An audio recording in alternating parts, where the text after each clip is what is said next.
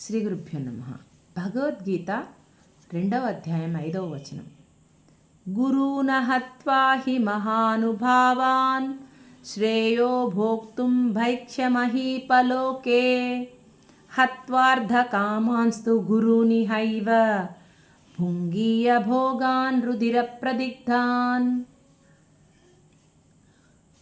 గురువు ఎప్పుడూ గౌరవింపదగినవాడే. ఎందుకంటే అప్పట్లో నాకు విద్య నేర్పించారు. ఈరోజు నా ప్రతిపక్షంలో ఎదురుగా ఉన్నారు కదా అని నేను వాళ్ళని నిన్ను గౌరవించలేను అని చెప్పలేను. పైగా వాళ్ళు దుర్యోధనుడి దగ్గర ఏదైనా ఆర్థిక సహాయం పొందారేమో, అందువల్లే నా పక్షం వహించలేకపోతున్నారేమో, అందువల్లే దుర్యోధనుడి పక్షం వహిస్తున్నారేమో ఈ ద్రోణాచార్యులు మిగతా వారందరూ అని అర్జునుడు ఆ వైపు నుంచి కూడా వాళ్ళ వైపు నుంచి ఆలోచించి నేను గురుస్థానంలో ఉన్న వాళ్ళని ఎప్పటికీ చంపలేను. ఎందుకంటే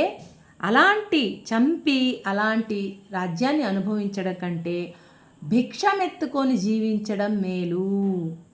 ఎందుకంటే ఎప్పటికీ వారు గురువులు గౌరవింపదగిన వారే. నేను ఇలాంటి పని చేయలేను, నాకు ఇలాంటి రాజ్యం వద్దు అని శ్రీకృష్ణుడితో చాలా క్లియర్గా చెప్పాడు.